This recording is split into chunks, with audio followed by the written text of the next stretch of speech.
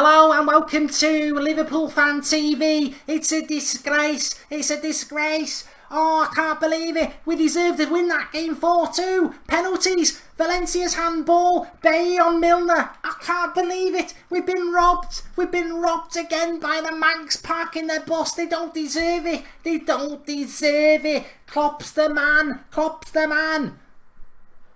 2-1. Sit down. Anyway. What was it Klopp said? What was it Klopp said? If I parked the bus and played unentertaining football, I would be booed out of Anfield. Well, I tell you what, you should be booed out of Anfield because it wasn't at Anfield. But, you know, the reality is Manchester United, first half, brilliant. Rashford, better than Salah. Fact. How many chances did Liverpool create in that game? How many chances did they create in that game? None. None. Bay scored an own goal. We were told Liverpool are going to come to Manchester United.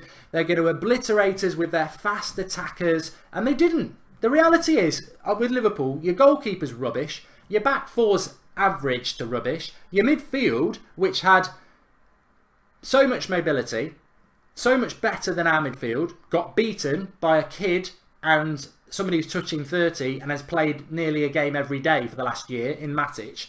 I exaggerate, but you know what I mean. Matic has been playing week in, week out forever. Then Fellaini came on, who was clearly not fit and could hardly even run, and we still dominated your midfield. And as for your front three, well, the vast majority of Manchester United fans wanted Ashley Young dropped.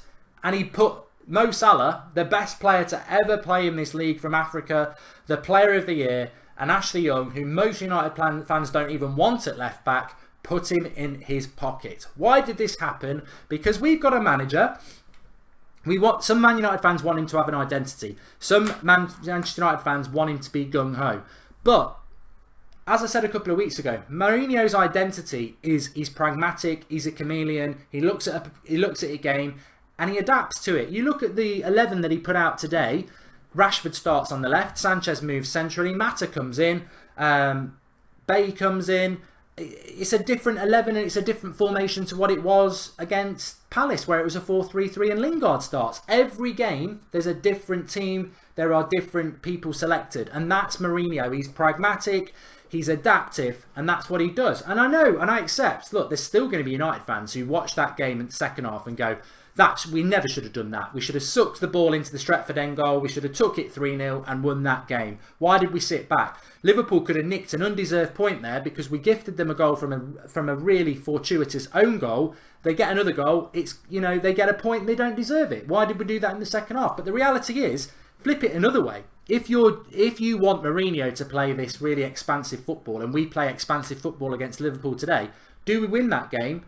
Or do we lose it? I'll tell you what happens. Liverpool are far happier if we actually go a little bit more gung-ho because they're able to get at our back four more. They're able to hit us more. If you're a team that goes and plays toe-to-toe with Liverpool, plan A, Klopp's happy. If you're a team that thinks, right, Liverpool's strength is this, I'm going to make sure that on no occasion do we ever give them an opportunity to hurt us the way they want to, and then we're going to hit them the way we want to hit them. That's a pragmatic approach. That is what Mourinho did.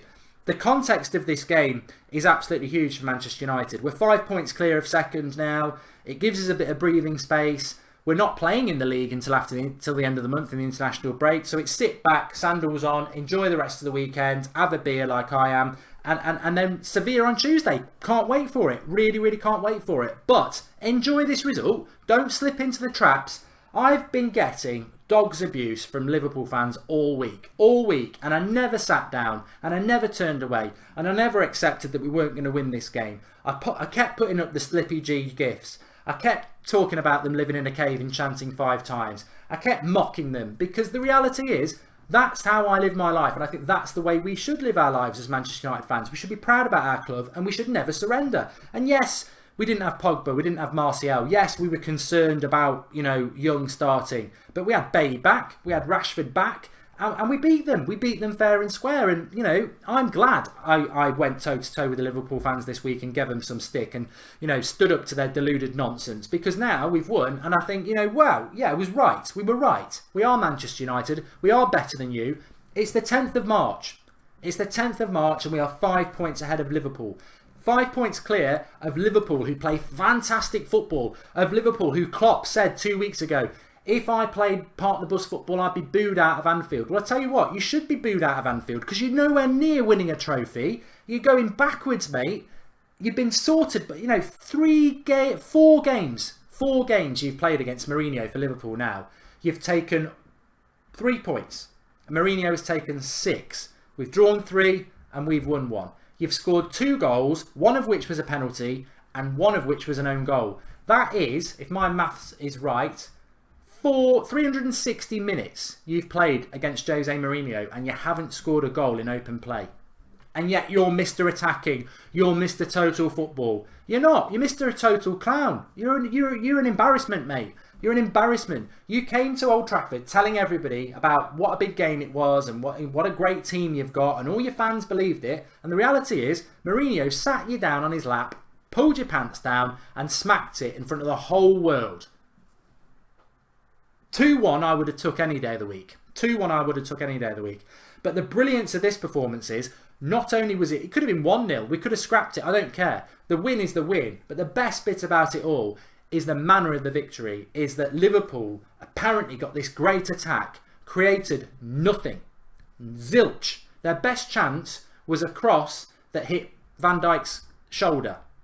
They never had a shot in anger. They never carved us open. They never created a chance for De Gea to make a save from. Everything was long range or punting long balls into the box from corners. They created nothing. And that's the embarrassing thing for Liverpool. You can brand yourself as the best attacking football in the league, but you created nothing. Mourinho killed attacking football. That was a game where boasting about great attacking talent means nothing because you created nothing. So your attack's not that good. Maybe we'll get him in the Champions League. There's a funny way of that happening, isn't there? Anyway, thanks everyone for watching. It was only meant to be a quick one tonight. Couldn't do the live show. I'm out. I'm out somewhere getting drunk. But thanks everyone. We will be back tomorrow. Sunday night live show. Maybe do a show in the afternoon on Sunday as well. I might sort of do a tactics show, but I was going to keep that back till Monday. We'll see. But 8 o'clock tomorrow night. Sophie, me and Flex. Enjoy it. We go for Sevilla. We go again. Liverpool, sit down. Till next year. Maybe next year will be a year. I don't know whether you've heard that saying actually. We play attacking football. Replaced next year's our and next year's our year. Thanks everyone for watching. Drop a like, subscribe, and I'll speak to you all soon. Come on.